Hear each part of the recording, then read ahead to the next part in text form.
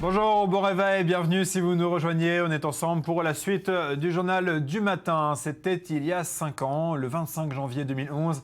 L'Égypte basculait, la place Tahrir se remplissait de manifestants contre le régime de Moubarak. La suite, on la connaît, des années d'instabilité et de violence. Maël Benoliel fait le point. 25 janvier 2011, journée de la colère au Caire. Les Égyptiens sont presque 2 millions dans la rue. La place Tahrir, symbole d'une révolution en marche, est occupée jour et nuit par les contestataires. Leurs revendications sont simples, démocratie et justice sociale. Un mouvement que la police et l'armée tentent de réprimer dans le sang, mais il est déjà trop tard. Le 13 février 2011, après 18 jours de manifestations qui feront 800 morts, le président Hosni Moubarak démissionne après 31 ans de règne sans partage. L'armée annonce dans la foulée la dissolution du Parlement, la suspension de la Constitution et affirme qu'elle assurera l'intérim jusqu'à l'organisation d'élections le 19 mars 2011. Mais ce n'est qu'en juin 2012 que les premières élections libres de l'histoire ont lieu. Et c'est le candidat des frères musulmans, une confrérie salafiste, Mohamed Morsi, qui est élu président avec près de 52% des voix. Le premier président élu de la République égyptienne s'empare de tous les pouvoirs, exécutifs, législatifs et judiciaires. Un an après son arrivée à la présidence, le 30 juin 2013, des millions d'Égyptiens manifestent pour sa démission. Ils l'accusent de déstabiliser le pays. L'armée lui adresse un ultimatum. Le 3 juillet de la même année, le général Abdel Fattah al-Sisi, chef de l'état-major égyptien, annonce la destitution de Mohamed Morsi. Ce dernier est placé en détention provisoire alors qu'une dure répression est menée contre les frères musulmans. Plus de 1600 islamistes sont tués. Le 28 mai 2014, al-Sisi, devenu maréchal, remporte l'élection présidentielle avec 96% des suffrages. Il devient le 6e président de la République d'Égypte. La répression s'abat aussi sur l'opposition. L'Égypte de 2016 est loin de ses rêves de démocratie et de liberté qui avaient poussé le peuple à faire son printemps arabe il y a 5 ans, place Tahrir. On continue de parler de l'Égypte avec vous, Cyril Amar. Bonjour. Quel bilan on dresse pour ce 5e anniversaire ? Alors Julien, je sais qu'il est bon temps pour ces dates anniversaires de dresser un bilan plutôt désastreux, de dire que ça a été un échec sur toute la ligne, d'évoquer tour à tour l'automne islamiste, l'hiver djihadiste, les lendemains qui déchantent, etc. Je crois plutôt qu'il faut être un peu plus prudent, ne pas tirer de conclusions trop hâtives et surtout pas définitives, car par définition, une révolution, c'est un processus. Ne dit-on pas après tout qu'une révolution, c'est quelque chose qui est en marche, donc la route est encore longue et le bilan ne peut pas forcément donc être simplement univoque. Alors on peut tout de même commencer par, excusez-moi de vous provoquer, le bilan négatif tout d'abord. Alors on peut commencer par le bilan négatif, évidemment. Alors évidemment, l'Égypte de 2016 ne ressemble évidemment pas à l'idée que s'en faisaient les révolutionnaires sur la place Tahrir en 2011. On pourrait également constater que les idées révolutionnaires ont été dévoyées par un ancien militaire, que certains abus sont faits, notamment au nom de la lutte antiterroriste, au nom des purges effectuées contre les frères musulmans. On pourrait dire aussi que si presque une restauration. Hein. On pourrait dire effectivement que si le despote Moubarak est parti, que le système, lui, est bien resté, retour de l'appareil militaire, opposition muselée, qui se souvient par exemple d'Allah Abdel Fattah ou de Mohamed El Baradei, qui étaient deux figures de proue de la révolution. L'un, le premier blogueur, est en prison, le deuxième, c'est une figure de proue politique de la révolution, il est aujourd'hui en exil. Donc effectivement, il y a un retour quand même en arrière, mais c'est une transition, et là on peut peut-être passer au bilan positif, alors, ou en tout cas, peut-être pas positif, en tout cas essayons de relativiser tout du moins cet échec retentissant, tel qu'il nous est décrit par certains médias, de cette révolution égyptienne. Le temps d'abord. 5 ans à peine, qu'est-ce que c'est ramener à l'histoire? Ça fait pas BZF. Ramenez-le par exemple à la Révolution française de 1789. 5 ans après, qu'est-ce qui s'est passé en 94? La Grande Terreur, le retour de la dictature de Robespierre. Alors si Paris et la démocratie française ne sont pas faits en un jour, pourquoi le Caire et la démocratie égyptienne pourrait faire des miracles là où la démocratie française n'en a pas fait. Autre acquis de janvier 2011, c'est quand même un verrou de taille qui a sauté avec la révolution égyptienne, c'est-à-dire que le mur de la peur est tombé, on n'a plus peur de s'exprimer en Égypte aujourd'hui, et ça, Abdel Fattah el-Sisi, même si c'est un militaire, il en est parfaitement conscient. C'est pourquoi il demande aujourd'hui aux Égyptiens d'être patients. Il veut d'abord s'occuper de leurs préoccupations majeures, à savoir le pain et la sécurité. Le pain, notamment en relançant l'économie, on sait qu'il a doublé le canal de Suez, il vient de signer un contrat juteux avec le président chinois, il y a ce champ gazier qui a été découvert en Égypte, l'Égypte et qui va très certainement rendre l'Égypte indépendante d'ici 2020 sur le plan énergétique. Et puis la sécurité, on sait la guerre sans merci qu'ils livrent aux djihadistes dans le Sinaï, exactement. Donc pour l'instant, les Égyptiens sont patients et il faut espérer, gageons qu'ils redescendent dans la rue dès lors qu'ils trouveront que Sisi n'a pas été à la hauteur. Et que les Égyptiens, effectivement, commencent à s'impatienter. Ils sont descendus dans la rue en 2011. Il est fort à parier qu'ils descendront de nouveau dans la rue si Al-Sisi n'est pas à la hauteur et ne répond pas à leurs attentes. L'histoire n'est donc pas terminée. Merci beaucoup Cyril. On va continuer de parler de l'Égypte avec Tzvi Mazel. Bonjour, merci d'être avec nous. Vous êtes ancien ambassadeur d'Israël en Égypte. D'un point de vue diplomatique, qui est aujourd'hui l'allié principal de l'Égypte? Les États-Unis, l'Arabie Saoudite, Israël peut-être? Et oui, Israël, absolument. Israël, c'est le pays qui coopère actuellement au niveau, d'une façon discrète, mais c'est probablement le seul pays qui comprend ce qui se passe. Et actuellement en Égypte, l'Amérique ne comprend absolument rien. L'Amérique ne comprend rien, l'Europe ne comprend rien. Et l'Égypte est abandonnée justement à l'islam. Et je crois qu'Abdel Fattah el-Sisi fait tout ce qu'il peut de lutter contre l'islam, comme nous d'ailleurs. Et il y a 2 pays actuellement dans le Moyen-Orient qui se battent contre l'islam radical. Ils ne sont pas assez aidés et compris dans le monde occidental. C'est extrêmement triste. Il faut comprendre quelque chose. L'Égypte ne va pas être démocratique comme Paris, Londres, Washington. Absolument non. Écoutez, l'Égypte est un pays musulman depuis 1400 ans. La chute de Moubarak n'a pas changé l'état d'esprit, la religion, la culture. Et Abdel Fattah el-Sisi le comprend très très bien. Il fait le maximum pour mettre son pays, l'Égypte, sur la voie de développement. Et comme a dit, je crois... Au Moyen-Orient, quel rôle l'Égypte peut jouer lorsqu'on sait que l'Iran revient en grâce, que l'Arabie Saoudite est inquiète? Quel rôle peut jouer l'Égypte? L'Égypte a joué sous Moubarak le rôle de chef de file des pays pragmatiques qui tenaient le front contre l'Iran, avec le soutien de l'Amérique et le soutien derrière, n'est-ce pas, par Israël. Actuellement, l'Égypte a été déstabilisée par une crise de 5 ans, n'est-ce pas? Il y a des problèmes économiques, il y a des problèmes de sécurité. L'Égypte s'occupe d'abord de ces problèmes à lui. Alors il faut l'aider pour le mettre à sa place, puisque l'Égypte, c'est le pays arabe, le seul pays arabe qui ne soit pas artificiel, qu'il faut garder, il faut préserver, parce que si l'Égypte tombe dans les mains de l'islam, comme l'Irak ou la Syrie, c'est la catastrophe pour l'Égypte, pour Israël aussi, bien entendu, mais aussi pour l'Europe, parce que l'Europe a encore 20 millions de réfugiés. Il faut comprendre cela. Donc l'Égypte, c'est le pays le plus important du Moyen-Orient. Il faut le sauver, il faut l'aider, il faut faire même un plan Marshall pour l'Égypte. Merci beaucoup, Tzvi Mazel, ancien ambassadeur d'Israël en Égypte, pour ces explications. Lise Berenbaum, bonjour. On va parler à présent des réseaux sociaux, les réseaux sociaux qui ont joué un rôle si important lors du printemps arabe de 2011. C'était le cas également en Égypte ? En tout cas, ce qu'on peut dire, c'est que les internautes ont contribué à ces mobilisations. Quand en juin 2011, le jeune Khaled Saïd est battu à mort par la police égyptienne, ce sont les internautes activistes qui relaient l'affaire via les blogs et les réseaux sociaux jusqu'à faire pression sur les autorités. D'ailleurs, des photos choquantes du visage tuméfié de Khaled Saïd sont mises en ligne et sous cette pression, la justice rouvre le dossier. À ce moment-là, une page Facebook qui s'appelle « Nous sommes tous Khaled Saïd » est créée par un certain Wael Ghonim. Ce Wael Ghonim devient ce que les Égyptiens appellent le roi de la révolution Facebook, car il réussit à mobiliser des milliers de personnes grâce à un appel à manifester lancé sur Facebook le jour de la fête de la police, il y a 5 ans, le 25 janvier 2011. Pareil pour le mouvement du 6 avril, qui est né d'un appel sur Facebook, dans un groupe qui regroupait 90 000 personnes. Et en réponse à toutes ces manifestations, les autorités ont coupé l'accès à des sites comme Gmail, YouTube ou encore Twitter. Donc avec une vraie conscience de la puissance et de l'influence des réseaux sociaux sur la jeunesse. En tout cas, est-ce que cette mobilisation citoyenne sur les réseaux sociaux se poursuit aujourd'hui en 2016 ? Alors, déjà en 2013, deuxième étape en Égypte, lors des révoltes anti-Morsi, le phénomène s'est répété. Le mouvement Tamarot, qui veut dire rébellion,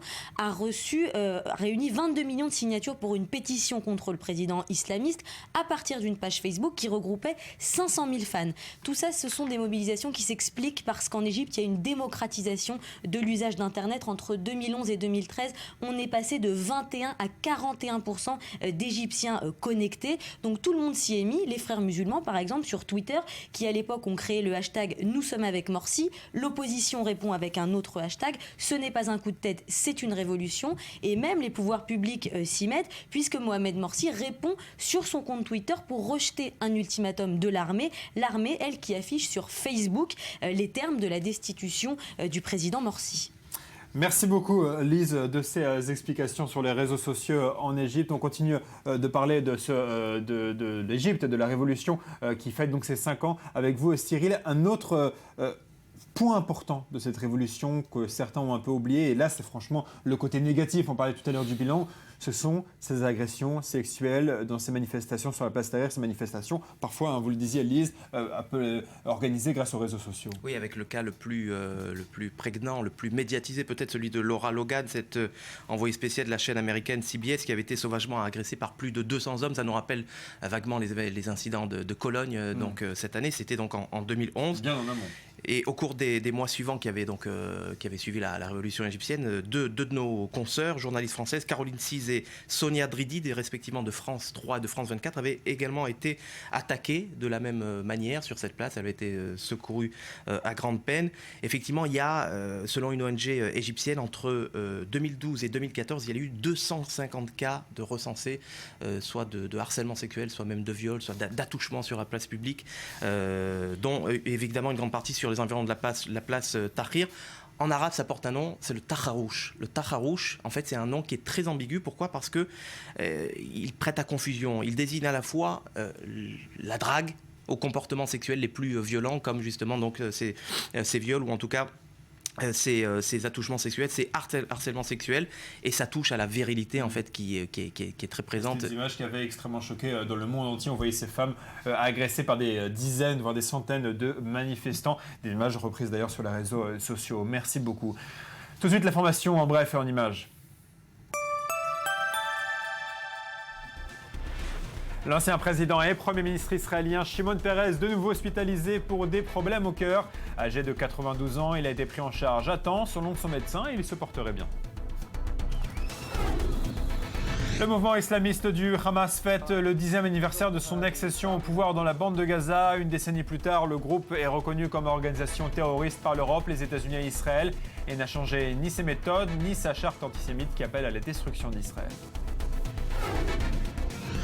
Emmanuel Macron à Moscou, le ministre de l'économie a affirmé que la France vise à lever des sanctions imposées à la Russie dès cet été si les accords de Minsk sont respectés.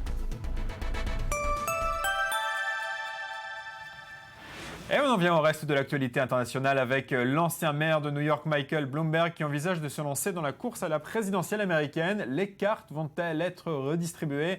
Avec nous, David Benaïm, bonjour depuis New York. Pourquoi Michael Bloomberg envisage-t-il de se présenter ? Est-ce qu'il a ses chances ?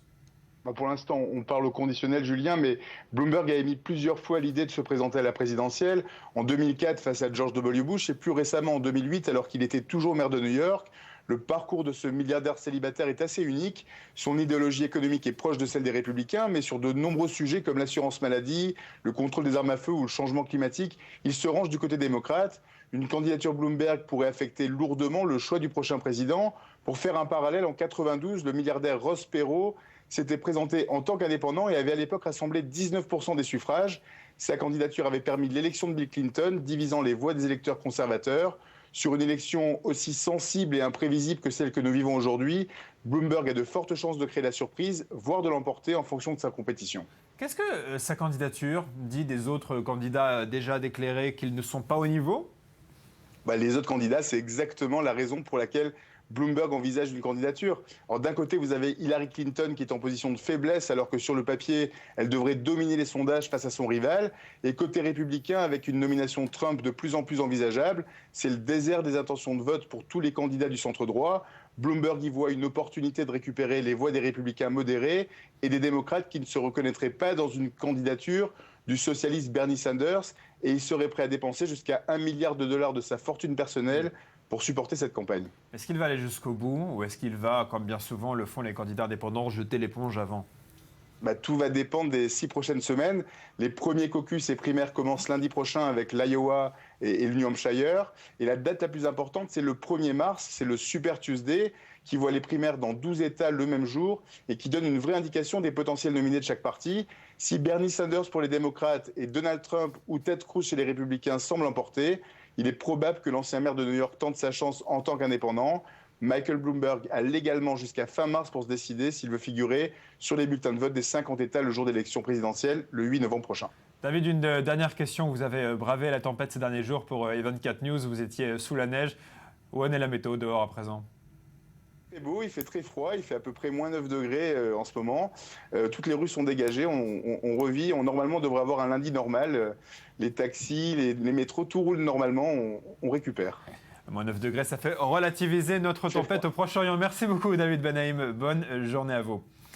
C'est la fin de cette deuxième partie du Journal de la Matinale. Dans un instant, Elsa Mimoun vous présente un flash d'informations complet avec l'actualité locale et internationale. On parlera ensuite d'une découverte prometteuse dans la lutte contre le sida. Ça se passe à l'Université hébraïque de Jérusalem.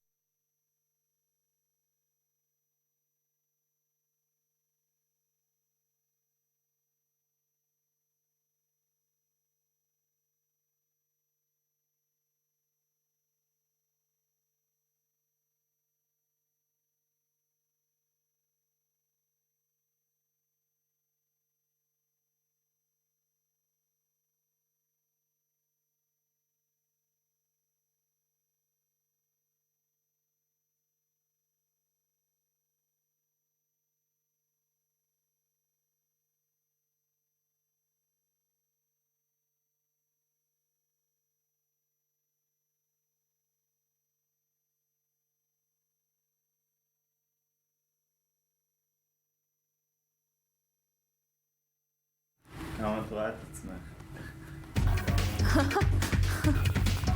Ouais.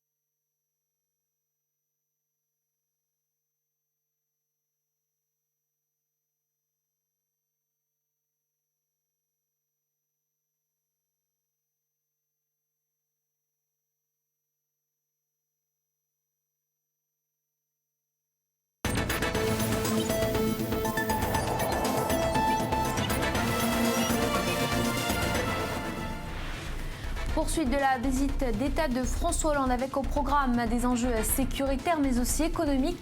La France espère faire avancer les discussions sur d'importants contrats commerciaux. À Calais, 8 personnes sont jugées ce lundi en comparution immédiate après leur intrusion dans un ferry. Face à cette situation, commerçants et professionnels ont organisé une manifestation dans la ville. 5 ans, jour pour jour, que la révolution a débuté en Égypte, mais cela semble désormais un lointain souvenir. Face à un contexte sécuritaire sensible, les rues du Caire sont désormais bouclées.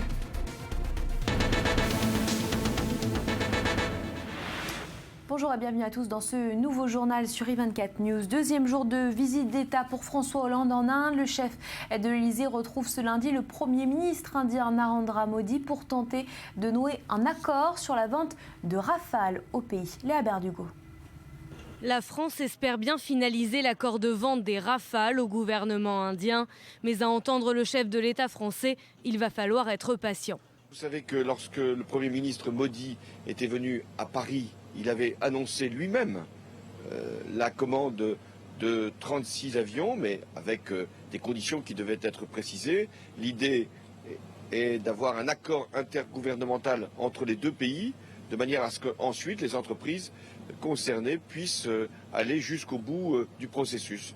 Les discussions sur la vente de ces 36 Rafales ont connu de nombreux rebondissements. En 2012, l'Inde débute des négociations avec Dassault Aviation pour une commande plus importante qui n'aboutissent pas. Aujourd'hui, d'autres points de blocage. En premier lieu, le prix. Ce contrat est estimé à plus de 5 milliards d'euros. Autre problème, la volonté de l'Inde de voir Dassault investir une part importante du contrat sur le sol indien. La visite de François Hollande a pris des accents bucoliques. Aux côtés de Narendra Modi, le chef de l'État a visité le Rock Garden de Chandigarh, une ville conçue par l'architecte franco-suisse Le Corbusier dans les années 50. Le président français est accompagné d'une délégation de chefs d'entreprise. Plusieurs accords ont été signés, notamment dans le domaine du développement durable ou celui des énergies renouvelables. Des enjeux économiques donc, mais également sécuritaires. La volonté de renforcer la coopération sur la lutte antiterroriste sera évoquée. Cette visite de 3 jours se conclura mardi avec la participation de François Hollande à la parade du Republic Day. Honneur fait à la France après les attentats de novembre dernier. L'année dernière, c'est Barack Obama qui y participait. La tension monte à Calais. Une manifestation de commerçants s'est déroulée en présence de la maire pour soutenir les emplois de la ville, régulièrement en théâtre d'incidents. Ce week-end, plusieurs migrants sont parvenus à monter sur un ferry au port. Ils sont toujours aussi nombreux à chercher à rejoindre chaque jour la Grande-Bretagne. Écoutez. C'est de montrer qu'il y a une population, le monde maritime, qui a souhaité se réunir de façon solidaire parce qu'ils veulent montrer aussi que derrière un port, il y a des hommes, des femmes qui ont un métier, qui donc ont besoin d'activité et qui veulent montrer que la ville est belle et que le port est beau.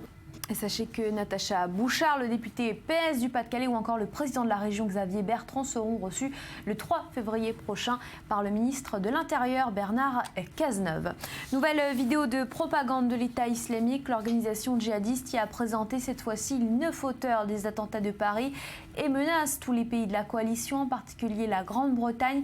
François Hollande a déclaré qu'aucune menace ne fera douter la France en réaction à cette vidéo. L'organisation de l'État islamique qui dispose, vous le savez, d'un précieux sésame, une réserve importante de faux passeports comme ceux utilisés par une partie des auteurs des attentats. Bernard Cazeneuve a demandé à ses homologues européens des mesures face à ces faux documents très difficiles à détecter.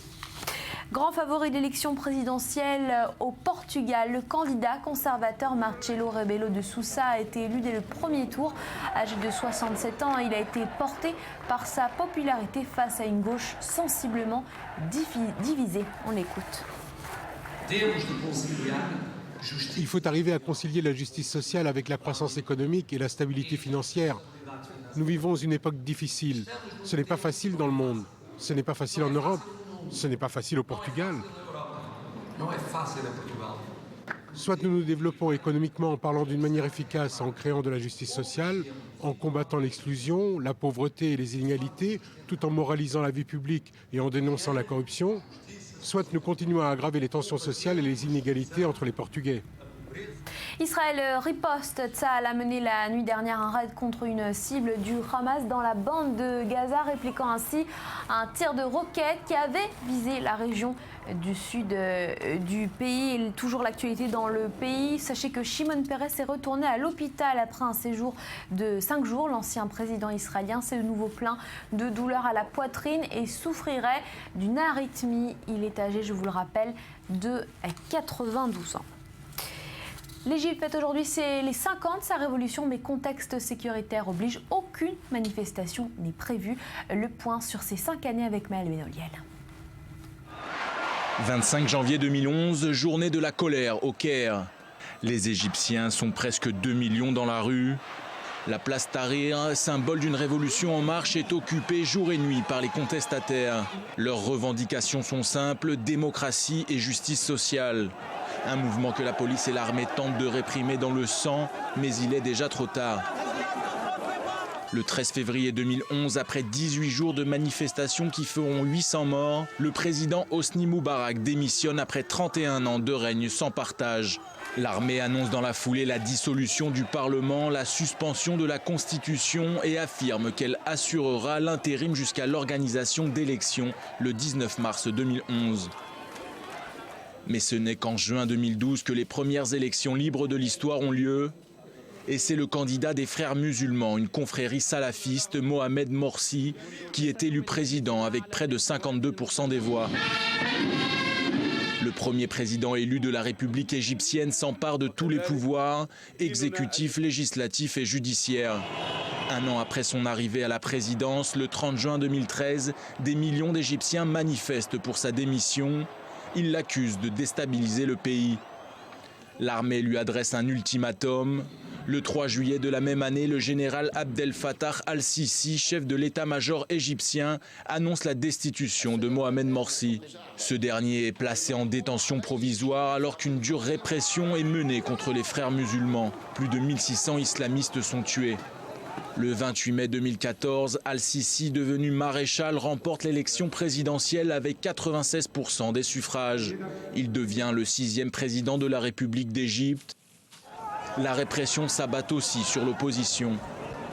L'Égypte de 2016 est loin de ses rêves de démocratie et de liberté qui avaient poussé le peuple à faire son printemps arabe il y a 5 ans, place Tahrir.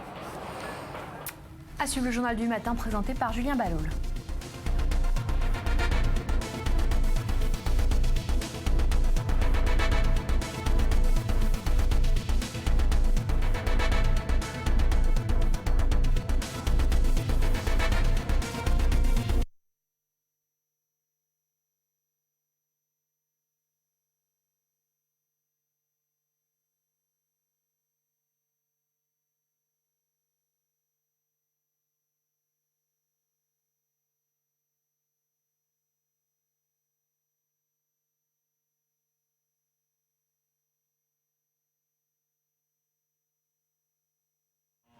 כן, 28, אבל עדיין עליהם מצב קור, אתה מבין?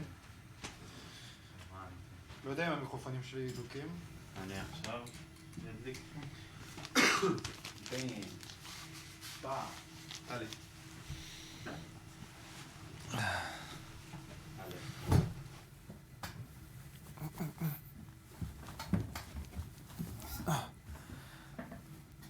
Eh oui. Efcha. Bonjour, bon réveil, bienvenue si vous nous rejoignez. Troisième partie de notre journal du matin. En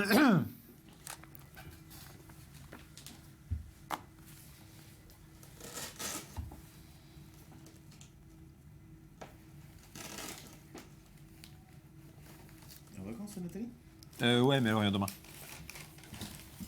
C'est pas mal ton truc d'hebdo là. Je regarde souvent, ouais. C'est gentil. Et c'est pas mal fait, hein.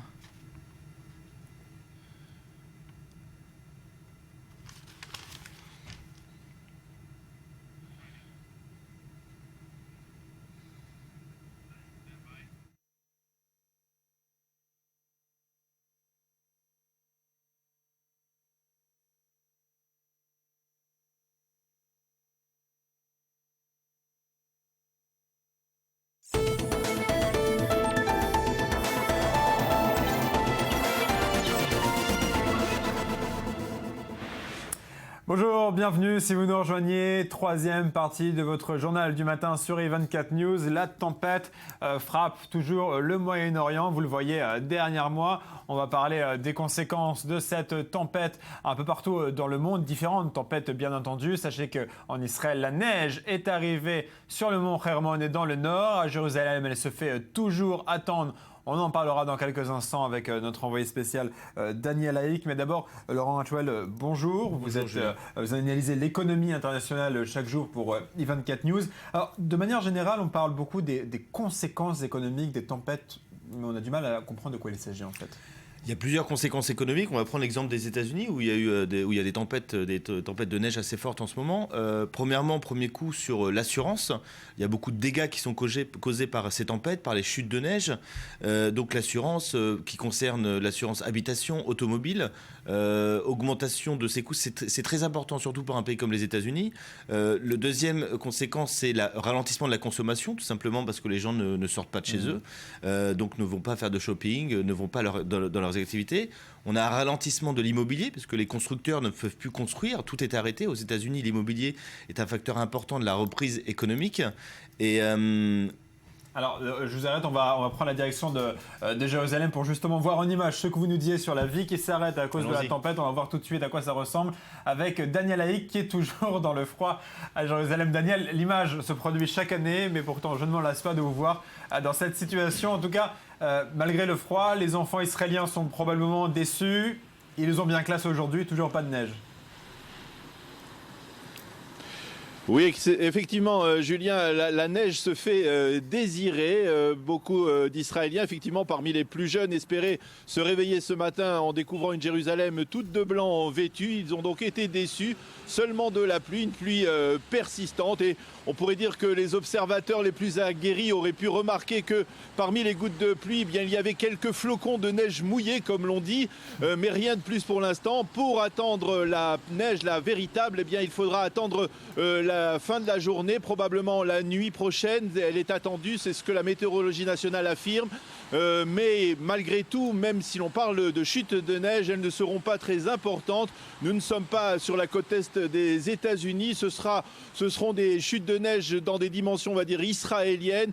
Plus 2, 3 ou 4 cm de neige plutôt que 20, 30 ou 40 cm de neige. C'est ce que la météorologie nationale annonce pour la nuit prochaine à Jérusalem. Alors Daniel, Laurent, un instant sur le plateau, parlait des pays qui fonctionnent au ralenti lors des tempêtes. Est-ce que c'est le cas à Jérusalem ou est-ce que, encore une fois, les autorités ont exagéré avec la météo ? Oui, je dirais que les autorités ont peut-être exagéré avec la météorologie nationale, peut-être même que les journalistes ont aussi peut-être un peu amplifié l'amplitude de cette tempête aussi. Il faut reconnaître aussi nos erreurs parfois. Et en fait, il s'agit tout simplement, nous sommes le 25 décembre, le 25 janvier, pardon, nous sommes en plein hiver. C'est tout à fait normal qu'il pleuve et que le cas échéant, à 900 mètres d'altitude, eh bien, il neige aussi. Les forces de sécurité de l'État d'Israël aussi, il faut le souligner, ont pris leurs dispositions parce que malgré tout, même si l'on est dans des circonstances, on va dire, plus ou moins exceptionnelles au niveau de la météorologie nationale, eh bien, la sécurité n'est jamais très loin. Il faut rappeler que l'année dernière, eh bien, lors des précédentes chutes de neige, eh bien, on avait remarqué que des jeunes Palestiniens avaient enveloppé des pierres de neige et avaient jeté apparemment d'inoffensives boules de neige en direction de véhicules israéliens sur les routes des territoires, et cela c'était parfois mal terminé par des accidents et des blessés. Donc là aussi, même dans des circonstances météorologiques exceptionnelles, eh bien, on prend des dispositions du côté de la défense nationale pour veiller et éviter que des attentats ne se produisent. Merci beaucoup Daniel Haïk de ces explications très complètes, donc en direct de Jérusalem. Laurent, vous êtes surpris un peu par ce qu'on a entendu ? Non, pas très surpris. En termes de tempête, vaut mieux prévenir que guérir. L'adage vaut pour ce genre de situation. C'est l'état d'urgence aux États-Unis. L'année dernière, rien que le déneigement de New York avait coûté 130 millions de dollars. Et en 2014, les tempêtes et la neige avaient coûté près de 3,5 milliards de dollars à l'économie américaine dans son ensemble, avec toutes les conséquences automobiles, assurance et consommation. Surtout que lorsque les autorités ne prennent pas les mesures en amont, on leur reproche après. Exactement. Donc, moi j'habitais à New York il y a 4 ans quand il y a eu l'avis à tempête qui n'a pas eu lieu finalement, mais vaut mieux être prévenus.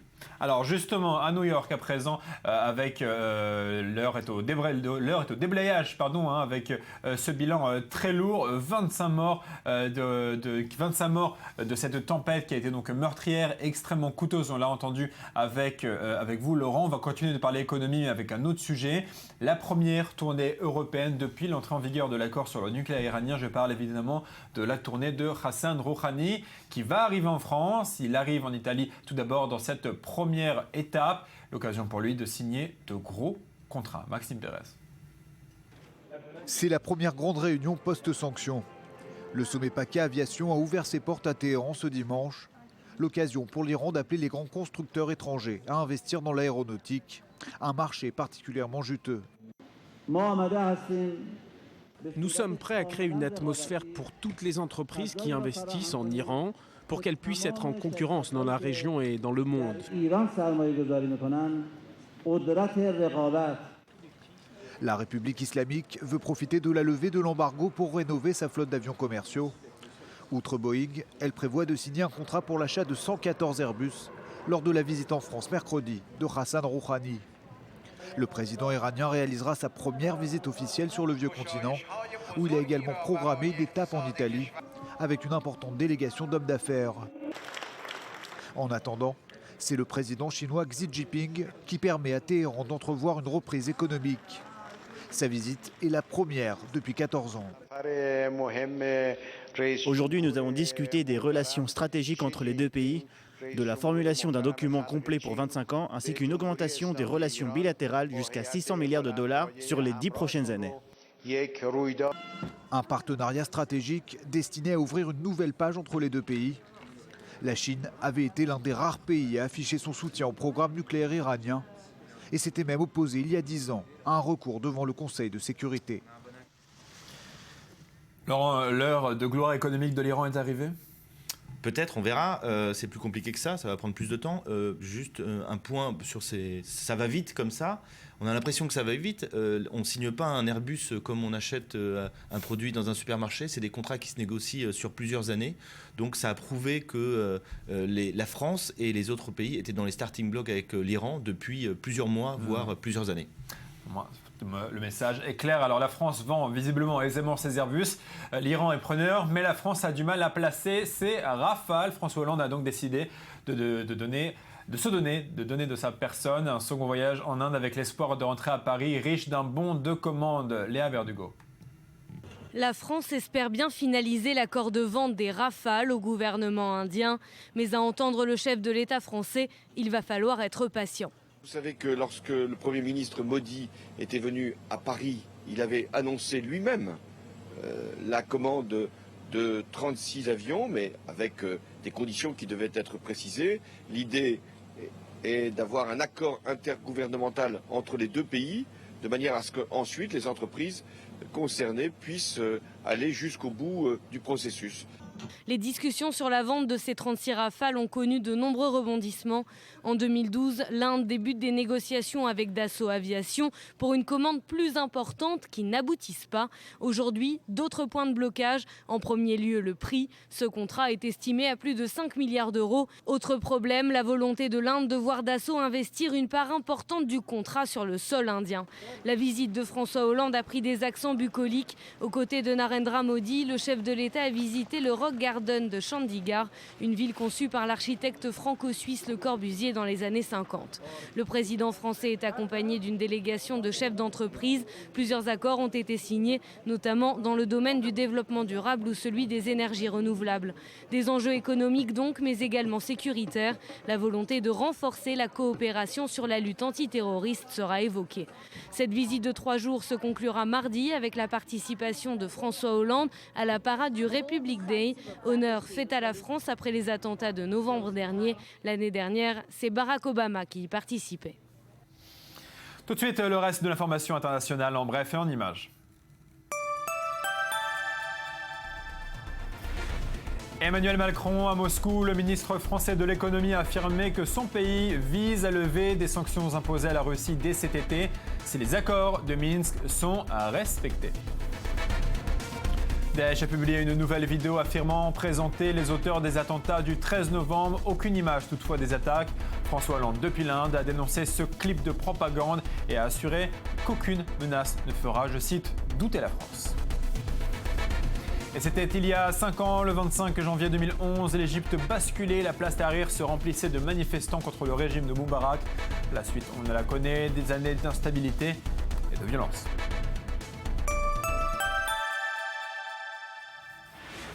Et on ouvre une page santé avec vous, Alain Zetoun, bonjour. Bonjour. Vous êtes directeur de l'industrie pharmaceutique. Dans quelques instants, on parlera du sida. Mais avant cela, on va parler d'un sujet qui intéresse tout le monde, c'est le remboursement des frais médicaux et des médicaments avec ce nouveau panier de remboursement, comme on dit en Israël.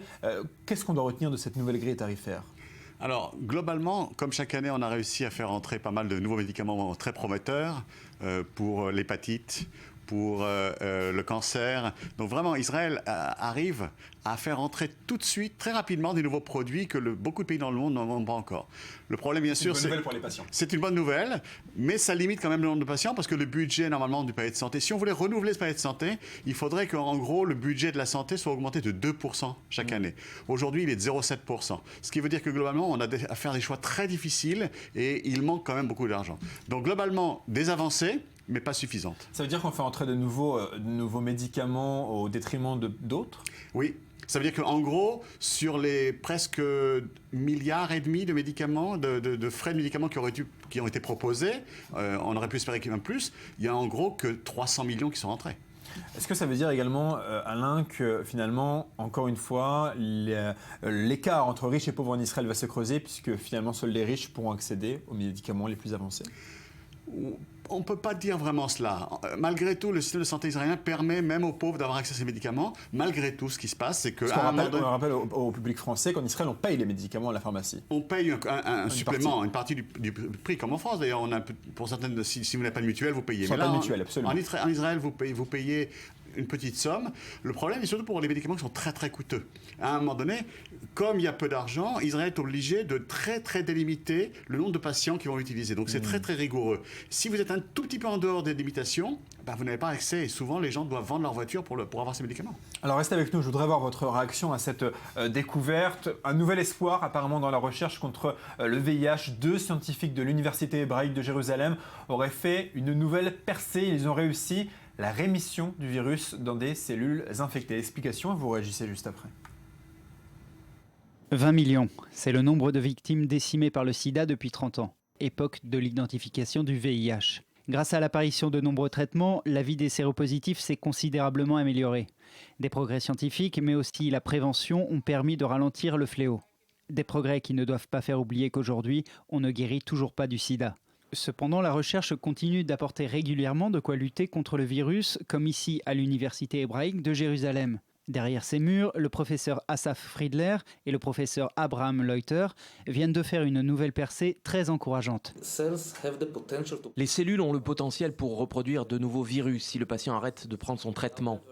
Notre composé tue les cellules qui ont le potentiel de reproduire de nouveaux virus. Et c'est ça qui fait la différence. Ce que nous avons trouvé, c'est une nouvelle méthode pour faire en sorte que les cellules infectées se suicident. On utilise un mécanisme naturel de la cellule qui déclenche la disparition uniquement des cellules infectées, et donc les cellules ne peuvent plus produire de nouveaux virus, et ceci pourrait potentiellement guérir du sida à l'avenir. À l'état d'expérimentation, les scientifiques souhaitent pouvoir valider au plus vite leur découverte et entamer des tests sur des organismes vivants. Dans la recherche sur le VIH, chaque progrès est toujours pris avec la plus grande précaution, tant par la communauté scientifique que par les associations de lutte contre le sida. Mais cette fois-ci, ces dernières accueillent la nouvelle avec enthousiasme, tout en attirant l'attention sur les efforts qu'Israël doit maintenir. Le nouvel traitement agit directement sur l'ADN du virus. Et en cela, c'est effectivement une nouvelle brèche. Les principaux efforts à faire dans le pays, c'est la discrimination envers les personnes séropositives, la discrimination envers certains groupes qui sont liés avec la séropositivité et la prévention. Il faudra probablement attendre avant de voir cette découverte se répandre dans le domaine thérapeutique. La prévention reste le meilleur rempart à l'épidémie. En Israël, on dénombre 7000 porteurs du VIH et on estime que le même nombre de personnes est infecté sans le savoir. En 2011, le sida a tué 1,7 million de personnes à travers le monde. Alain, vous me disiez hors antenne que vous ne croyez pas trop à cet effet d'annonce. Disons que le sida nous habitue à être prudents. Ce qui se passe, c'est que leur essai est un essai qui montre dans une éprouvette que leur méthode peut tuer les cellules, etc., que les cellules infectées vont se suicider. Le sida reste dans nos cellules, dans des endroits où les thérapies n'arrivent pas à le joindre. Donc on le tient tranquille, mais on n'arrive pas. De là à ce que cette méthode arrive à un médicament, que ce médicament soit bien toléré et arrive à un effet chez l'homme, prudence. Le sida nous a habitués à beaucoup de déceptions. Et de mauvaises surprises. Merci beaucoup Alain de ces explications. Dans un instant, un flash d'informations présenté par Elsa Mimoun et on se retrouvera pour la dernière partie du journal du matin. On parlera série israélienne qui continue de cartonner à travers le monde avec cette fois False Flag diffusée sur Canal+, en hébreu Foulim, des agents du Mossad qui font la une même en Israël. À tout à l'heure.